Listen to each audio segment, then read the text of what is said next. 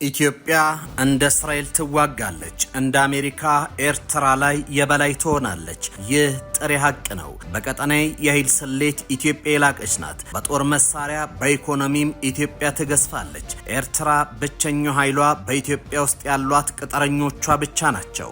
ጀዋር የፋኖ የኦሮሞ ነጻነት ሰራዊት ሸኔና የህወሓትን ጥምረት ለማዋለድ ካልኩሌት እያደረገ ነው። በታሪክም በትርክትም ባላቸው የፖለቲካ ግብ አንድ ላይ መቆም የማይችሉ ኃይሎች እንዴት ባንድ ይቆማሉ የሚለውን የጃዋር ካልኩሌተር ብቻ ያውቀዋል። ጃዋር ለኤርትራ መንግስት ስልታዊ ድጋፍ ማድረጉንም ቀጥሎበታል። የሻዕቢያን አጀንዳ እየሸጠ ይገኛል። ነገር ግን ኢትዮጵያ መንግስት በላቀ ደረጃ ጥቅሙን ለማስከበር እየተንቀሳቀሰ ነው። በእስራኤልና በኢራን መካከል ያለው ፍጥጫ በዘመናዊ ዓለም የጥላ ጦርነት ሻዶ ዋር ተደርጎ ይወሰዳል። እስራኤል ኢራንን በቀጥታ ከመውጋት ይልቅ የሺህ ቁስሎች 1000 ከትስ ስልትን በመጠቀም አቅሟን እንደምታዳክመው ሁሉ ኢትዮጵያ ከኤርትራ ሻዕቢያ ጋር ባላት ግንኙነት ተመሳሳይ ስልትን ልትከተል የምትችልባቸው እድሎችም አሉ። ጤና ይስጥልኝ።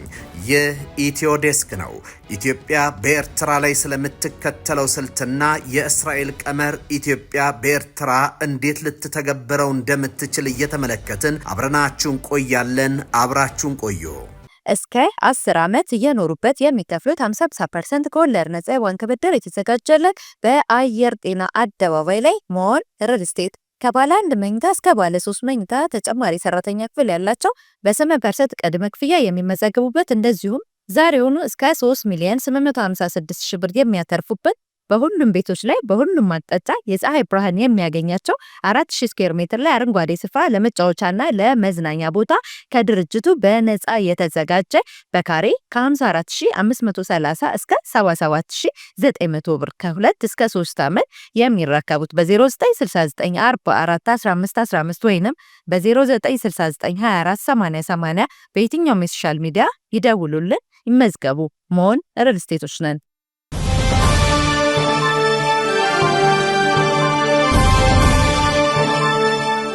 እስራኤል ኢራን በቀጠናው እንዳትሰፋ የአብርሃም ስምምነትን በመጠቀም ከጎረቤት ሀገራት ጋር ጥምረት እንደፈጠረች ሁሉ ኢትዮጵያም ኤርትራን በዲፕሎማሲያዊ መንገድ የማግለል ስራ ልትሰራ ትችላለች ሲሉ ቀጠናውን የእጃቸው መዳፍ ድረስ ያውቃሉ የሚባሉ ተንታኞች ይናገራሉ። ኢትዮጵያ ባለብዙ ወገን ዲፕሎማሲ ኤርትራን ከቀጠናዊ ልማትና የደህንነት መዋቅሮች ውጪ በማድረግ አስመራ በኢኮኖሚና በፖለቲካ ደካማ ለድርድር እንድትመቻ አድርጓታል። ያው የሻዕቢያ ግትርነት እንደተጠበቀ ሆኖ እስራኤል የጦርነቶች መካከል ጦርነት በሚባለው ስልቷ ወደ ሙሉ ጦርነት ሳትገባ የኢራንን ወታደራዊ አቅምና የጠላ ኃይሎች መታለች። ኢትዮጵያ ይህንን ስልት በኤርትራ ላይ ልትሞክረውም ትችላለች። ሌላው የቀዶ ጥገና ጥቃቶች ናቸው። ሙሉ ጦርነቱ ሳይገቡ የኢትዮጵያን ደህንነት የሚፈታተኑት የሻዕቢያ ወታደራዊ ኢላማዎችን ወይም ስልታዊ ቦታዎችን በድሮንና በዘመናዊ ቴክኖሎጂ መምታት ለኢትዮጵያ መንግስት ያለው ትልቁ አማራጭ ነው። ከዚህ ባሻገር የኤርትራን የውስጥ ክፍተቶች ላይ ሽብልቅ ማኖር የኢትዮጵያ ስትራቴጂ ነው። በኤርትራ መንግስት ውስጥ ያሉ የፖለቲካና የወታደራዊ ክፍተቶችን በመለየት ስርዓቱ ከውስጥ እንዲዳከም የስነ ልቦናና የደህንነት ስራዎችን መስራት የኢትዮጵያ መንግስት በቀጣይ ሊከተል የሚችለው ስልት ነው። ኢትዮጵያ በኤርትራ ላይ የቴክኖሎጂ የበላይነት አላት። እስራኤል በኢራን ላይ ያላት ትልቁ የበላይነት የቴክኖሎጂ ማለትም ሳይበር ድሮንና ስለላ ነው። ኢትዮጵያም በ3D ድሮንስ ዲፌንስ እና ዳታ ግንባቷ ኤርትራን እንደ ኢራን ልታደርጋት ትችላለች። ተንታኞች የመረጃ የበላይነት ኢንተለጀንስ ዶሚነንስን ይላሉ። በዘመናዊ የሳተላይትና የዲጂታል ቴክኖሎጂ በመታገዝ የሻዕቢያን እንቅስቃሴ በቅርብ መከታተል ይቻላል። የኤርትራን ባህላዊ የጦር ግንባታ ዋጋ የሚያሳጡ ዘመናዊ የታጠቁ ድሮኖችን በመጠቀም የወታደራዊ ሚዛኑን ወደ አዲስ አቅጣጫ ማዞርም ሌላው አማራጭ ነው። ከዚህ ባሻገር እስራኤል ኢራንን የኒውክሌር ባለቤት መሆን የለባትም የሚል ቀይ መስመር እንዳላት ሁሉ ኢትዮጵያ የባህር በር ማግኘት የህልውና ጉዳይን የሚለውን ቀይ መስመር አስምራለችም።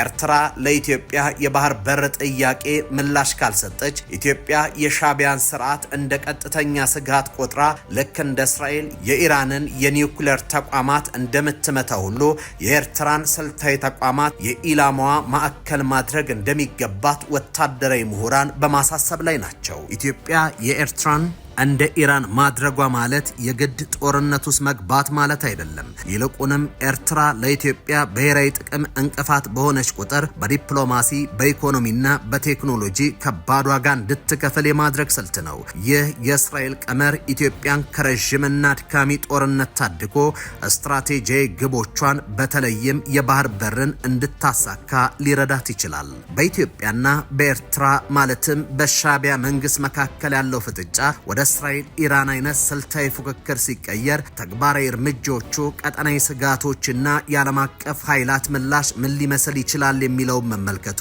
እጅግ ጠቃሚ ያደርጓል። ኢትዮጵያ ይህንን እስራኤላዊ ቀመር ስትተገብር ግቧ ሻዕቢያ ማጥፋት ሳይሆን እንቅስቃሴው መክታትና ምርጫዎቹን ማጥበብ ኮንቴይንመንት ኤንድ ዲኒያል ይሆናል። የመረጃ የበላይነት ኢንቴሊጀንስ ኤጅ ለእስራኤል እጅግ ወሳኝ ነው። ልክ እስራኤል የኢራንን የውስጥ ሚስጥር እንደምታውቀው ሁሉ ኢትዮጵያም በኤርትራ ወታደራዊና ፖለቲካዊ መዋቅር ውስጥ ጥልቅ የመረጃ መረብ መዘርጋት ያሻታል። ይህ ምን እያሰቡ ነው ከሚለው ባለፈ ቀጥሎ ምን ሊያደርጉ ይችላሉ የሚለውን ቀድሞ ለመተንበይ ይረዳል። ሌላው የስሪዲ ትግበራ ነው። በድሮንስ የታገዘ የድንበር ክትትል የመከላከያ አቅምን በማዘመን ያጠፋ ጥቃትን ዋጋ ማስወደድና ዳታን በመጠቀም የጠላትን የኮሚኒኬሽን መረብ ማደንዘዝም ያሻል። ነገር ግን ኤርትራ የተለመደውን ስትራቴጂ ተግባራዊ ማድረጓን ቀጥላለች። በዚህም ኤርትራ የኢትዮጵያን ጫና ለመቀነስ በኢትዮጵያ ውስጥ ያሉ የውስጥ ግጭቶችን በተለይም በአማራና ኦሮሚያ ያሉ አማጽያንን በገንዘብና በወታደራዊ ቁሳቁስ ይበልጥ ልታጠናክር ትችላለች። እያጠናከረችም ነው። ይህ ደግሞ ኢትዮጵያ የውስጥ ሰላምን ይበልጥ ሊያናገው ይችላል። በሁለቱ ሀገራት መካከል የሚፈጠር ማናቸውም የጥላ ጦርነት ግጭት የዓለም የንግድ መስመር የሆነውን ባበል አልመንደብን ስጋት ላይ ይጥላል። ይህም የመርከብ መድን ዋስትናን በመጨመር በዓለም ኢኮኖሚ ላይ ጫናን ይፈጥራል። አሜሪካና ምዕራባውያን በኤርትራ ላይ ያላቸው አቋም የመረረ ቢሆንም በኢትዮጵያ የሚመራ የአገዛዝ ለውጥ ሪጅም ቼንጅ በቀጠናው የከፊያ ውቅያኖስ እንዳይፈጠርም ይሰጋሉ። ነገር ግን የኢትዮጵያ እርምጃ መከላከያ ዲፌንሲቭ እስኪሆን ድረስ በዝምታ ሊደግፉ ይችላሉ። የባህረ ሰላጤው ሀገራት ዩኤኢ እና ሳውዲ፣ ኳታርና ኢራን በቀጠናው ያላቸውን ተጽዕኖ ለመቀነስ ሲሉ ከኢትዮጵያ ጋር ስትራቴጂያዊ ትብብርም ሊያደርጉ ይችላሉ። በተለይም የተባበሩት አረብ ኤሚሬትስ ለኢትዮጵያ የቴክኖሎጂ የፋይናንስ ድጋፍ በማድረግ ረገድ ቁልፍ ሚና ይኖራታል። ቻይናና ሩሲያ በሀገራት የውስጥ ጉዳይ ጣልቃ ለመግባትን የሚመርጡት እነዚህ ኃይሎች ግጭቱ የንግድ ፍላጎታቸውን እስካልነካ ድረስ ገለልተኛ ሆነው ለመቆየት ይሞክራሉ። የዚህ ስልት የመጨረሻ ውጤት ኤርትራን ለሁለት ምርጫዎች ማቅረብ ነው። ኢትዮጵያ እንደ ቀጠናዊ ኃይል ሀገር በመቀበል በጋራ ለልማት ለባህር በር ጥያቄ በሰላም መስራትም ያሻታል። ያለበለዚያ በኢኮኖሚያዊና በቴክኖሎጂ በላይነት ተደቁሶ ስርዓቱ ከውስጥ እንዲፈርስ መፍቀድ ነው። ኢትዮጵያ ኤርትራን እንደ ኢራን የማድረጓ ስልት ስኬታማ የሚሆነው የውስጥ አንድነቷን በማጠናከርና የቴክኖሎጂ በላይነቷን በተግባር ስታሳይ ብቻ ነው። ይህ መንገድ እሾ ቢበዛውም ለታላቁ ኢትዮጵያ ግንባታ ግን የማይቀረው የታሪክ ግዴታ ነው። ኢትዮጵያ ወደ ቀይ ባህር የምታደርገው ዳግም ጉዞ የባህር በር ባለቤትነትን ለሀገር ውስጥ ብሔራዊ ክብር ብቻ ሳይሆን በዓለም አቀፉ ፖለቲካዊና ኢኮኖሚ መድረክ ላይ ትልቅ ድጋፍ ሊያስገኝላት የሚችል ስትራቴጂያዊ እርምጃ ነው። ኢትዮጵያ በቀይ ባህር ላይ ሉዓላዊ ይዞታ ወይም ጠንካራ የባህር ኃይል መገኘት ቢኖራትም ዓለም ድጋፉን ይቸራታል። የዓለምን ንግድ 12 በመቶ የሚሻገርበትን የባብል አልመንደብ መተላለፊያ በየጊዜው በሽብርተኝነት በባህር ወንበዴነትና በክልላዊ አማጽያን እንደሚሉት ሆቴዎች ባሉ ስጋት ውስጥ ነው። አሜሪካና የአውሮፓ ሀገራት በቀጠናው አስተማማኝ ጠንካራ ወታደራዊ አቅም ያለው አጋር ይፈልጋሉ። ኢትዮጵያ በቀይ ባህር ላይ የምታቆመው የባህር ኃይል የንግድ መርከቦችን ደህንነት ለመጠበቅ ሚና የሚኖረው ከሆነ ምዕራባውያን ለኢትዮጵያ የባህር በር ይዞታ እውቅናና ወታደራዊ ድጋፍ ለመስጠት ይገደዳሉ። ኢትዮጵያ በአፍሪካ ቀንድ ያላት የጸረ ሽብር ተሞክሮ ወደ ባህር በር ሲሸጋገር ለምዕራባውያኑ ትልቅ እረፍት ይሆናል። በመካከለኛው ምስራቅና በቀይ ባህር ዙሪያ የኃይል ሽኩቻ ውስጥ ያሉ ሀገራት በተለይም ዩኤኢ ኢትዮጵያን በቀይ ባህር ላይ መኖሯን እንደ ትልቅ ስትራቴጂያዊ ድል ያዩታል። የተባበሩት አረብ ኤሚሬትስ በበርበራና በሌሎች የአፍሪካ ቀንድ ወደቦች ላይ ያላትን ግዙፍ ኢንቨስትመንት ለማስጠበቅ ከኢትዮጵያ ጋር ያላት ጥምረት ወሳኝ ነው። ከዚህ ባሻገር ተጽዕኖ መመከት ትልቁ ስትራቴጂ ነው። ኢራን በቀይ ባህር በኩል የምታደርገው መስፋፋት ለመግታት ጠንካራ ኢትዮጵያ በባህሩ ላይ መገኘቷ ለሳውዲና ለኤምሬትስ ተጨማሪ የደህንነት ዋስትና ነው። ቀደም ሲል በኳታር የደረሰው የኤልኤንጂ ቀውስ እንዳሳየው ዓለም አዳዲስ አስተማማኝ የኃይል ምንጮችን ትፈልጋለች። ኢትዮጵያ የራሷ የባህር በር ካላት የምታመርተውን ኤልኤንጂና ማዳበሪያ ያለምንም የሶስተኛ ወገን ጣልቃ ገብነትና ተጨማሪ ወጪ ለዓለም ገበያ ማቅረብ ትችላለች። ርካሽ ጋዝና ማዳበሪያ የሚፈልጉ የአውሮፓና የእስያ ሀገራት የኢትዮጵያን የባህር በር ባለቤትነት በኢኮኖሚያዊ ጥቅማቸው ምክንያት ይደግፉታል። ምርቱ እንዲደርሰን መንገዱን ለኢትዮጵያ ይለቀቅ የሚል ዓለም አቀፍ ግፊትም ይፈጥራል። ኢትዮጵያ የብሪክስ አባል መሆኗ በቡድኑ ውስጥ ባሉ እንደ ቻይና፣ ሩሲያና ህንድ ካሉ ሀገራት ጋር